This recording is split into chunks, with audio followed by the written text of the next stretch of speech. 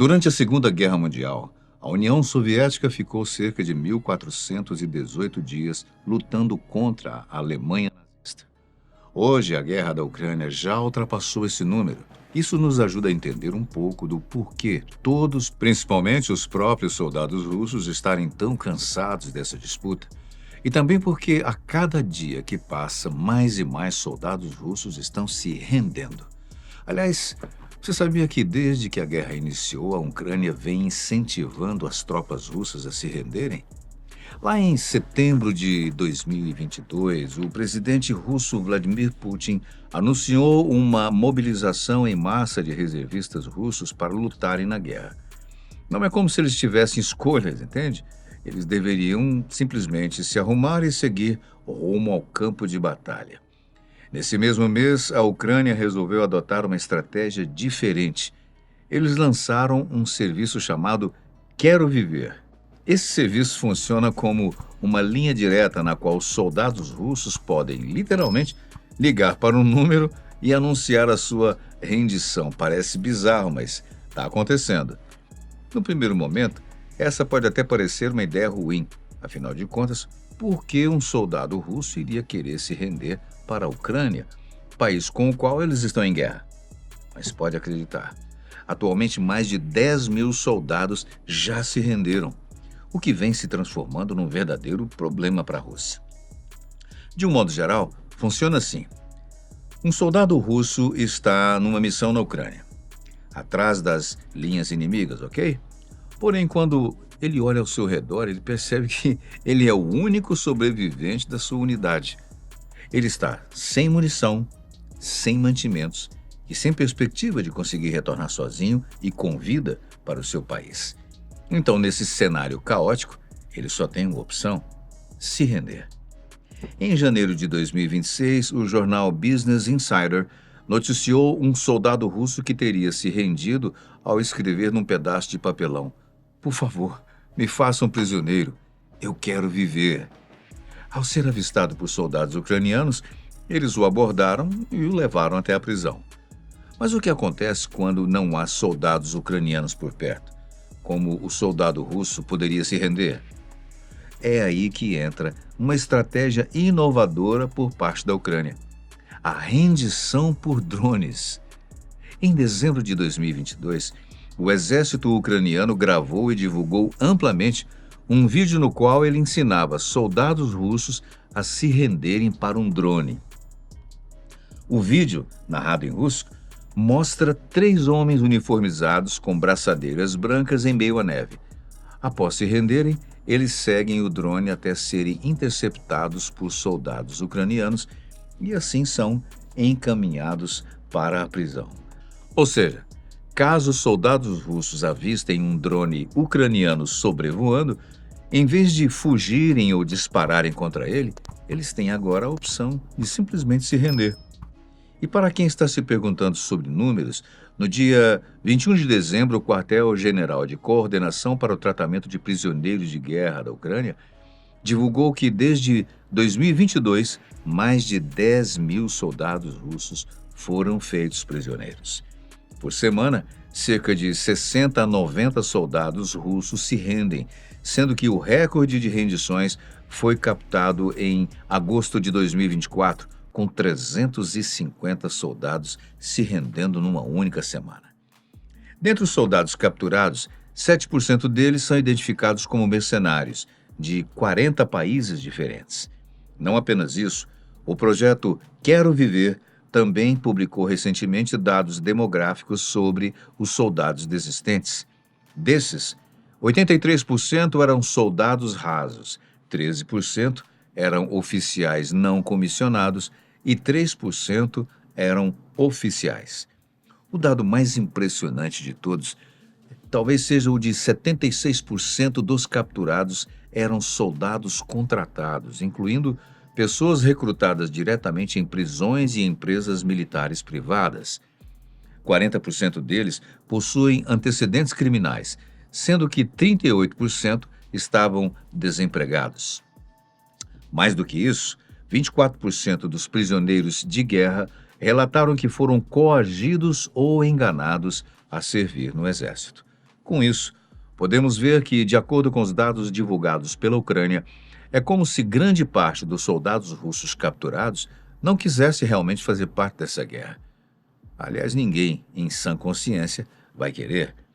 Talvez exatamente por isso eles acabam se rendendo e aderindo ao programa Quero Viver. Mas o que acontece quando eles se rendem? Você deve estar se perguntando, né? Para onde eles são mandados, como são tratados? Quando um soldado russo entra em contato com o programa para se render, ele é enviado para uma prisão ucraniana. Nessa prisão, ele tem acesso à água, alimentação e até mesmo tratamento médico. Os soldados acabam ficando nessa prisão por tempo indeterminado, até que a Rússia aceite realizar uma troca de prisioneiros com a Ucrânia. Conforme dados do Quartel-General de Coordenação, desde o início da guerra, mais de 6.000 prisioneiros foram repatriados para a Rússia em programas de troca de prisioneiros. Porém, há dois detalhes importantes nisso. O primeiro é que a Rússia prioriza o retorno apenas de russos, e todos aqueles mercenários de outros países que foram contratados e lutam por eles e são capturados, acabam não entrando nesse programa de troca de prisioneiros. E o segundo detalhe, e também o mais importante deles, é que atualmente a maioria dos soldados percebe que não é uma boa opção retornar à Rússia. Na verdade, eles estão mesmo pedindo para não retornar. Na Rússia, há uma frase atribuída ao ditador soviético Joseph Stalin, que diz: "Não temos prisioneiros, apenas traidores." Vê se pode. Quando um soldado russo se rende para a Ucrânia e depois retorna à Rússia, ele é tratado quase como um traidor. E o seu destino muitas vezes pode ser pior do que a morte. Aliás, o próprio governo russo incentiva os seus soldados a lutarem até a morte e não virarem prisioneiros. Quando os soldados voltam para a Rússia, eles primeiro são transportados de ônibus até a Bielorrússia, o país que faz fronteira entre a Rússia e a Ucrânia. Além de alguns telefonemas periódicos para entrar em contato com as famílias, eles ficam isolados por um mês, enquanto são interrogados pelo Serviço Federal de Segurança russo. O objetivo dos agentes é identificar se os soldados russos não cometeram nenhuma traição, pois, por mais bizarro que isso possa soar, desde 2022, a Rússia criminaliza a rendição voluntária. Que loucura! Ou seja, se você optar por render-se voluntariamente, em vez de ser capturado, estará cometendo um crime. Os que são enquadrados como criminosos nesse sentido acabam perdendo bônus e salários, o que foi o principal motivo para a maioria das pessoas irem à guerra em primeiro lugar. Além disso, também correm o risco de serem enviados a alguma colônia penal de alta segurança para cumprir pena pelo crime. Que coisa criminosa mesmo, né? Após o período de um mês e os intensos interrogatórios, aqueles que são considerados como inocentes também não são autorizados a retornarem às suas famílias. Eles logo são realocados e mandados de volta para o campo de batalha. Mas agora com uma grande diferença: ninguém mais confia neles. Soldados russos que retornam como prisioneiros perdem o direito de portar armas. Eles continuam a participar das guerras, mas agora em posições muito menos dignas, como, por exemplo, cuidar da limpeza ou treinamentos. Mesmo que por algum motivo eles voltem a portar armas e sejam enviados a missões, são sempre missões de extremo risco, às quais provavelmente eles não retornarão com vida. E justamente por isso há diversas famílias aconselhando a seus membros que, caso sejam capturados por tropas ucranianas, é melhor eles não retornarem. Aliás, foi isso que motivou o soldado russo Danilo Sikov, capturado em dezembro de 2025, a não apenas permanecer na Ucrânia, mas também a começar a ajudar as tropas ucranianas. Isso foi divulgado pelo jornal ucraniano Novaya Narnia, relatando a história desse soldado russo capturado que decidiu mudar de lado. Também, né, nas condições dessas. Danilo Sikov é um jovem russo de apenas 23 anos que foi enviado para a guerra contra sua vontade, pois era isso, ou então ir parar na cadeia após brigar com o oficial russo. Após ser capturado e enviado para uma prisão ucraniana, Ele logo percebeu que não havia por que retornar à Rússia e começou a ajudar a Ucrânia na guerra, não com armas em mãos, mas fazendo trabalhos manuais como cavar trincheiras, carregar munições e coisas do tipo. A história foi noticiada apenas pelo jornal ucraniano, então é difícil atestarmos a sua veracidade. No entanto, o que nós podemos atestar, pois foi noticiado por jornais do mundo todo, é que enquanto a Ucrânia foca em conseguir cada vez mais prisioneiros russos, a Rússia é acusada de maltratar prisioneiros de guerra. Vídeos de 2025 mostram tropas russas supostamente executando prisioneiros ucranianos desarmados, algo que, teoricamente, é classificado como um crime internacional. Além disso, os próprios prisioneiros ucranianos que retornam ao seu país durante a troca de prisioneiros também relatam que sofreram torturas nas prisões russas.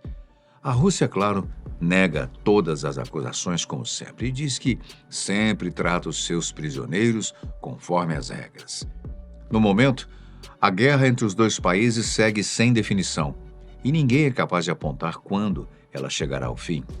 A cada semana que passa, há cada vez mais soldados russos se rendendo e que têm medo de retornar ao seu país. Ao que tudo indica, se a guerra permanecer por muito mais tempo, há uma chance de que ela chegue ao fim, não por uma grande vitória, mas simplesmente por não haver mais ninguém para lutar.